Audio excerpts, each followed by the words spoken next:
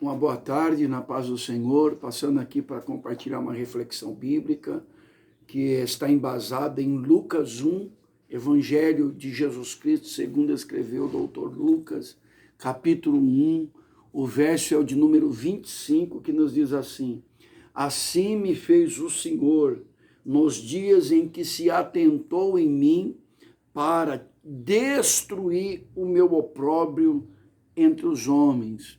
Eu gostaria de destacar duas palavras neste verso, que é atentou, que significa dar atenção, e opróbrio, que significa vergonha. Então, Isabel, que disse essas palavras, aquela que trouxe ao mundo João Batista, ela está dizendo o seguinte: assim me fez o Senhor nos dias em que me deu atenção, para destruir a minha vergonha diante dos homens, não é? Então ela está falando que ela viveu um tempo diante de uma vergonha, uma situação que envergonhava ela, que humilhava ela, e Deus deu atenção para ela e conseguiu destruir a vergonha que ela vivia diante dos homens. E algumas coisas eu gostaria de pontear em Lucas 1, para a gente meditar. A primeira coisa que o verso 5 nos ensina, que ambos vinham de uma linhagem sacerdotal, ok?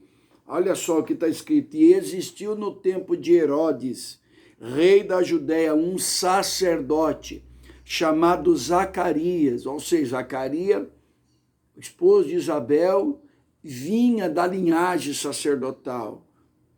Zacarias da ordem de Abias, e cuja mulher era das filhas de Arão, e o seu nome era Isabel.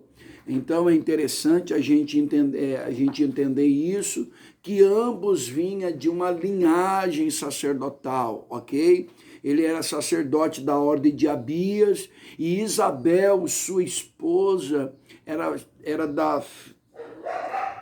das filhas de Arão, ou seja, veio da linhagem de Arão. E a gente sabe que Arão, o irmão de Moisés, foi o primeiro sumo sacerdote do povo de Deus, e todos os sacerdotes proveio da família dele, né? Então, os dois vinham de uma linhagem sacerdotal, ok? Outras características que nós podemos destacar desse casal é que ambos eram justos, não é? Diante de Deus, andando sem repreensão nenhuma em todos os mandamentos e preceitos do Senhor. Está escrito isso no verso 6. Ambos eram justos perante Deus, andando sem repreensão em todos os mandamentos e preceitos do Senhor. O que significa isso? Que eles levavam uma vida em justiça e retidão, e eles procuravam guardar os mandamentos do Senhor, os preceitos do Senhor, sem dar motivo para ser repreendido, porque o texto diz que eles andavam sem repreensão. Ou seja, o que é uma pessoa repreensível? É aquela que vive dando motivo para ser repreendida, chamada a atenção. Eles não. Eles eram da linhagem sacerdotal, e ambos andavam em justiça e retidão, e também não davam motivo para ser repreendido pelo Senhor. Ou seja, eles eram fiéis. Porém, eles tinham três dificuldades que trazia vergonha para eles. Eles enfrentavam uma situação que fazia eles se sentirem envergonhados. E eu quero abrir um parênteses aqui, só que é envergonhado diante dos homens, não diante de Deus, porque diante de Deus eles eram justos, eles andavam sem repreensão nenhuma em todos os mandamentos e preceitos, ou seja, eles eram fiéis, eles eram obedientes. Porém, as três dificuldades que eles tinham fazia eles se sentirem em opróbrio, em vergonha, diante dos homens. E as três dificuldades estão no verso 7. A primeira dificuldade eles não tinham filho. Segunda dificuldade, Isabel era estéril. Terceira dificuldade, ambos eram avançados em idade. Então, humanamente falando, eles estavam vivendo diante de uma situação que era irreversível. Volto a dizer, humanamente falando. Porque humanamente falando, não havia solução para essa situação. Eles não tinham filhos, Isabel era estéril e ambos eram avançados em idade. Por isso, aqui está a motivação deles se sentirem envergonhados diante dos homens. Porque naquele tempo, uma mulher que não pudesse dar à luz a um filho, dava-se a entender que aquela família não era abençoada por Deus. Então, por ela não produzir um filho para o seu marido, isso fazia ela se sentir envergonhada. E também Zacarias, como sacerdote, ele também enfrentava uma certa vergonha por não gerar filhos, levando em consideração que o maior patrimônio para um judeu não era riquezas terrenas, sim era família, filhos. O Salmo de número 137 nos ensina que filhos são herança do Senhor e o fruto do nosso ventre, o seu galardão. Então eles viviam envergonhados diante dessa circunstância. E eu quero me reportar a alguém aqui que está vivendo uma situação que está te trazendo vergonha. Quem sabe você está diante de uma circunstância que por tantas vezes faz você se sentir em opróbrio, pois eu quero lhe informar que o Deus de Zacarias, o Deus de Isabel, ele é poderoso, o Jeová, o Senhor Todo-Poderoso, ele tem condições de tirar você dessa vergonha, ele tem condições de mudar o curso da tua história, de quebrar sentença de vergonha, de mudar o futuro da tua família. O que a gente aprende com isso aqui? Por que um judeu, ele valorizava tantos filhos? Porque filhos são continuidade da história dos pais, da família. Se Zacarias e Isabel, eles morrem, levando em consideração que eles já eram avançados em idade, a história deles acabava aqui. Por isso, um judeu valoriza muito os filhos e quanto mais honra é atribuída à família, porque filhos é continuidade da história.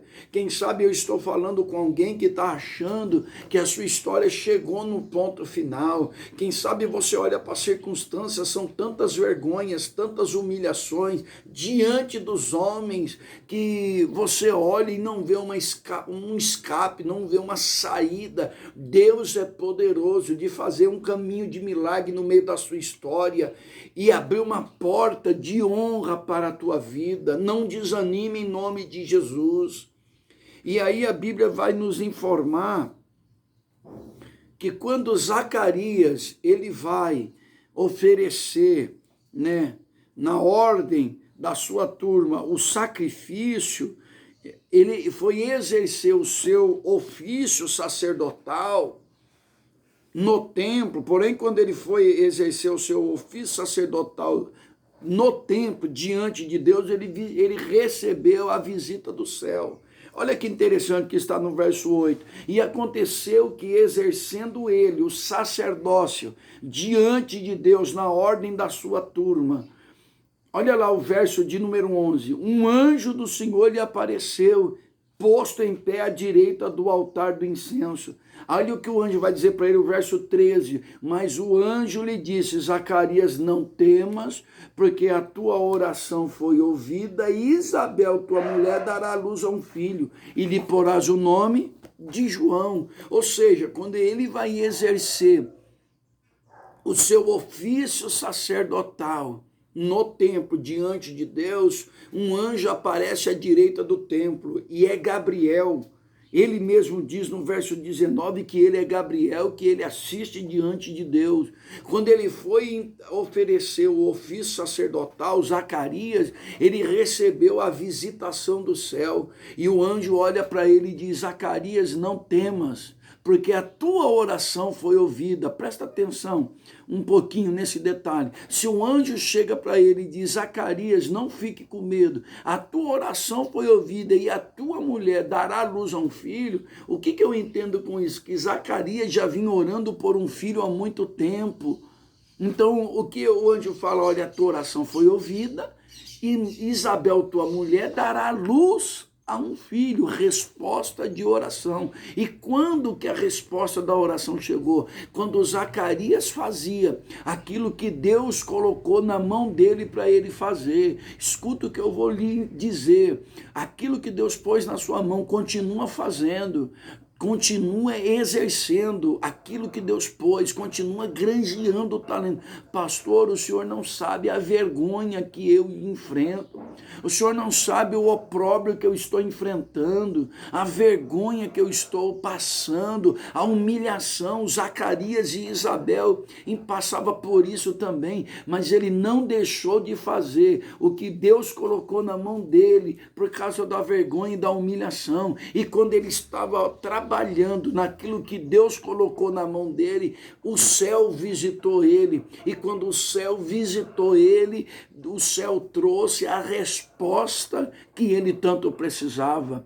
O que Gabriel traz? Gabriel traz uma mensagem profética de Deus. Sua mulher dará luz a um filho e colocará o nome de João. Escuta o que eu vou lhe dizer. É quando você estiver exercendo o seu ofício sacerdotal, que um milagre vai acontecer. É quando você estiver fazendo aquilo que Deus colocou nas tuas mãos para fazer, e que a resposta do céu vai chegar para a tua vida, que um milagre vai acontecer, a vitória vai acontecer. Por isso eu te dou um conselho, se você assim permitir, um conselho pastoral: não abra mão do que Deus colocou na tua mão para fazer, por causa das dificuldades que você enfrenta. Zacarias tinha todo motivo para abandonar o sacerdócio. Zacarias, ele tinha toda a motivação para não querer oferecer incenso, mas ele continuou servindo, mesmo diante daquela situação. E na hora que ele menos esperou, a resposta chegou. E eu quero me reportar para alguém: o inimigo está tentando fazer você parar. Deus colocou algo na tua mão para você fazer. Deus colocou algo na tua mão para você granjear. Deus colocou um ofício sacerdotal na tua mão. Lembrando que naquele tempo Zacarias era um sacerdote, e hoje Apocalipse diz que Deus nos fez sacerdotes do Deus Altíssimo. Então escuta o que eu vou lhe dizer: tudo o que te vier à mão para fazer, faça conforme a tua força, e como a alegria do Senhor é a nossa força, então exerça o que Deus colocou na tua mão. Pastor, eu estou querendo entregar o cargo, pastor, porque é muita humilhação, pastor, é muita vergonha, pastor, eu não quero mais trabalhar na igreja, eu não quero mais exercer o cargo, pastor, eu não quero mais dirigir o rebanho, pastor, eu não quero mais cantar, eu não quero mais pregar, eu não quero mais dar aula dominical, eu não quero mais evangelizar, pastor, eu cansei, é muita humilhação, é muita vergonha. Ei, não pare em nome de Jesus, porque enquanto você estiver comprometido com o que Deus colocou na sua mão, e eu sinto a graça de Deus manifesta nessa mensagem, nessa reflexão, quando você estiver comprometida com as coisas de Deus, é a hora que o milagre vai chegar, é a hora que a vitória vai chegar. Deus vai te tirar desse opróbrio, Deus vai te tirar dessa vergonha, e você vai ver que tudo isso vai contribuir para o teu bem. Deus vai colocar um cântico de vitória na tua boca. Quando ele estava trabalhando no templo, naquilo que Deus o chamou, Deus enviou Gabriel. Oh, glória a Deus! E eu quero lhe dizer: continua na oração, continua trabalhando. Pastor, às vezes parece que não vale a pena ser fiel. Vale a pena ser fiel, sim. Deus não fica devendo nada para ninguém. E a Bíblia vai nos ensinar que quando ele terminou o seu ofício sacerdotal, quando a gente medita no texto aqui, a gente vai ver que ele voltou para sua casa. Quando ele voltou para sua casa, ele se relacionou com sua esposa. Olha o que está no verso 24. E depois daqueles dias, que dias? Que eram os dias que ele tinha que cumprir o ofício sacerdotal no templo. E ele volta para sua casa. Ó. Depois daquele dia, Isabel, sua mulher, concebeu. E por 5 meses se ocultou, dizendo: assim me fez o Senhor nos dias em que se atentou em mim para destruir o meu opróbrio diante dos homens. Olha que coisa linda.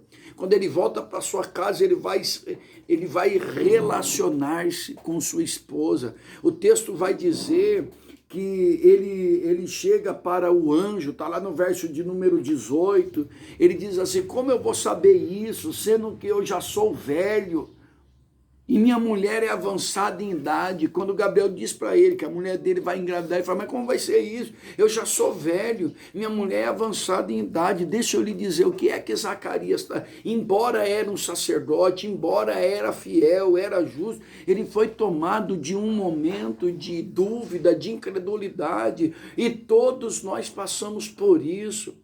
Às vezes Deus libera algumas palavras proféticas sobre nós, e a gente fala: mas como é que vai acontecer isso? E a gente começa a apresentar as dificuldades humanas, né? As limitações humanas. Ele fala: como vai ser isso? Eu sou velho, minha mulher já é avançada em idade. É a mesma coisa quando Gabriel vai anunciar para Maria que ela trará à luz a Jesus. Ela fala: mas como vai ser isso se eu não conheço varão nenhum? E a Bíblia diz que ele ficou mudo, Zacarias, até que o menino nascesse.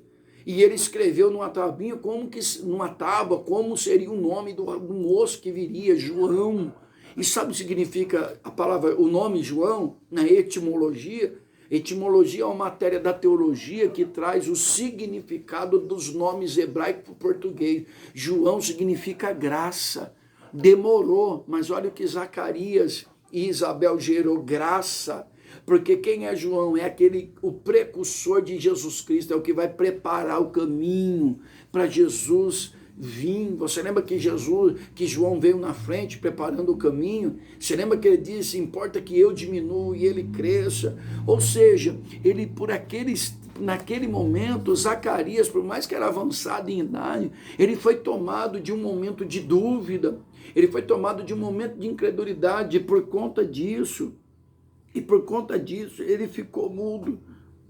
Olha lá o verso 20, o que diz. Olha o que Gabriel diz para ele: e eis que ficará mudo e não poderás falar até o dia em que estas coisas aconteçam, porque não crestes nas minhas palavras que a seu tempo se hão de cumprir.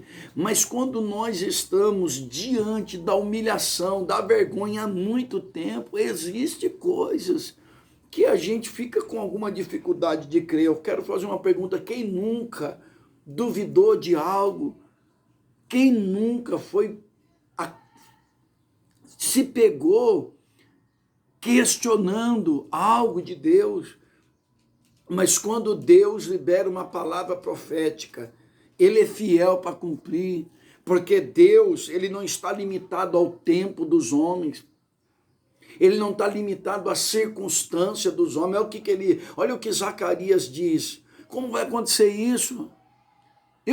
Nós somos avançados em idade, eu já sou velho, melhor dizendo, e minha mulher é avançada em idade. O que ele está querendo? Ele está achando que Deus está limitado às situações que eles estão vivendo. Escuta o que eu vou te dizer: continua fazendo o que Deus colocou nas tuas mãos para fazer, que Deus vai agir. Deus não está limitado à situação contrária que você está vivendo. Deus, ele não está limitado ao tempo dos homens. Olha o que Zacarias diz: mas eu já sou velho, minha mulher também já é velha, o tempo já passou. Em outras palavras, ele está dizendo: nossa, mas os anos já... Deus, ele é atemporal. Deus, ele não está limitado ao tempo dos homens. Quem sabe você está diante de uma situação que você está falando, pastor, mas é tanta vergonha, pastor, é tanta humilhação, e olha, já faz muito tempo, escuta o que eu vou te dizer, aleluia, continua fazendo o que Deus colocou nas suas mãos para fazer, porque Deus vai agir. Deus não está limitado dentro do tempo dos homens. Deus não está limitado à circunstância que nós vivemos aqui na terra. Deus não é limitado a lugares, a geografia. Não, ele se manifesta onde ele quer, do jeito que ele quer, da forma que ele quer, e faz o que ele quer. Louvado seja o nome do Senhor. E aí a Bíblia diz que ela concebeu, a palavra concebeu aqui é gerou, né? Ela foi fecundada. E ela ocultou aquilo ali por 5 meses. Não é? Ela foi fecundada. Ela concebeu. A palavra conceber no original é o seguinte: ela foi fecundada. Não é? Ela não tinha dado a luz ainda, né? E ela concebeu. Aí depois de 5 meses ela vai dizer isso: Deus me deu atenção. E eu quero dizer para você, Deus está dando atenção para o seu problema nessa noite. Pode os homens da terra muitas vezes não dar atenção para a humilhação que nós estamos vivendo. Pode as pessoas não valorizar aquilo que nós estamos passando e não dar atenção, mas o céu, nessa tarde, está te dando atenção. O céu se preocupa em quebrar esse opróbrio que você está vivendo. Escuta o que eu quero te dizer. Deus, ele é poderoso para tirar a gente dos momentos de humilhação e vergonha. Deus é poderoso. Deus destruiu o opróbrio da vida de Zacarias e de Isabel diante dos homens. E Deus trouxe para aquela família, no ventre daquela mulher que achava que jamais teria condições de dar luz a um filho, um profeta que, segundo Jesus Cristo, conforme está lá em Mateus, dos nascidos de mulher, não houve ninguém maior do que ele. Eu vou ler esse texto aqui. O próprio Cristo disse isso, Mateus 11, versículo de número 11. Olha só, olha o que Deus fez. Pegou aquela família que era envergonhada, alguém podia falar nos bastidores: se Zacarias e Isabel são de Deus mesmo, por que eles não têm filho? Assim é nos dias hoje. Se o irmão A e o irmão D e a irmã, e se o irmão A e a irmã A são de Deus mesmo, por que o filho dela está nas drogas ainda? Se aquele casal é de Deus mesmo, por que o casamento dele passa por aquela dificuldade? Se eles são de Deus mesmo e são abençoados, por que eles ainda moram de aluguel? Por que eles ainda não têm um carro próprio? Se aquela irmã é abençoada mesmo, por que o marido dela ainda não se converteu, ainda está no álcool, ainda está na droga? Se aquela mulher é abençoada mesmo, por que ela vive aquela humilhação? Porque quando os homens não entendem o que nós passamos, é mais fácil julgar, é mais fácil tecer comentários, pré-julgamentos, que são julgamentos antecipados. Então eu quero te dar um conselho: se há alguém que você conhece, que está passando por um momento de humilhação e vergonha, e você não sabe o que está acontecendo, vou te dar um conselho: ore por essa pessoa. Ore, porque hoje ela pode estar nessa situação, mas Deus pode virar o cativeiro dela e honrar essa família poderosamente. Olha o que aconteceu. Capítulo 11 de Mateus, olha o que Jesus vai dizer no verso de número 11. E em verdade vos digo que os que de mulher têm nascido, não apareceu alguém maior do que João Batista. Olha Jesus dizendo. Por quê? Porque tem o tempo da humilhação, mas tem o tempo da honraria. Entende? Pelo Espírito do Senhor, tem o tempo da humilhação, mas tem o tempo da exaltação. Tem o tempo da vergonha, mas tem o tempo da honraria. Tem o tempo de Deus honrar aqueles que perseverarem e continuar fazendo o que Deus colocou na sua mão para fazer. E eu quero dizer que Deus vai tirar, aleluia, a gente do opróbrio. Deus vai tirar, não perca a tua fé, não se desanima. Deus ainda é poderoso para satisfazer o desejo do nosso coração. Deus, ele é poderoso quando nós permanecemos fiéis, obedientes nos seus preceitos, enfrentamos os desafios. Eu quero te dizer, não desanima, não abandona a igreja, não entrega o cargo, meu querido obreiro, dirigente, pastor, não entrega esse rebanho que Deus colocou na sua mão para você pastorear. Querido líder da seara do Senhor, não entrega o grupo, o departamento, o ministério que está sob a sua responsabilidade. Mas pastor, é muita humilhação, mas pastor, é muita vergonha, o senhor não sabe o que eu passo. Eu sei que eu não sei o que você passa, eu sei, mas o Deus que é o Deus da nossa vida, o Senhor da glória, ele sabe, e ele é poderoso para reverter a situação, e no seu ventre espiritual, colocar um fruto que vai te trazer muita honraria.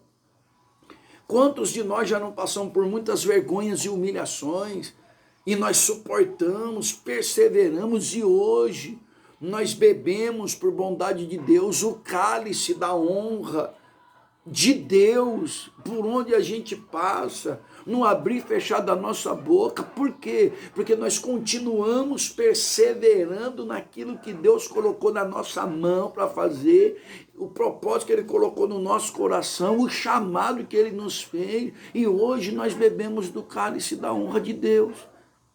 É claro que ainda existem muitas áreas que ainda nos deixam envergonhados.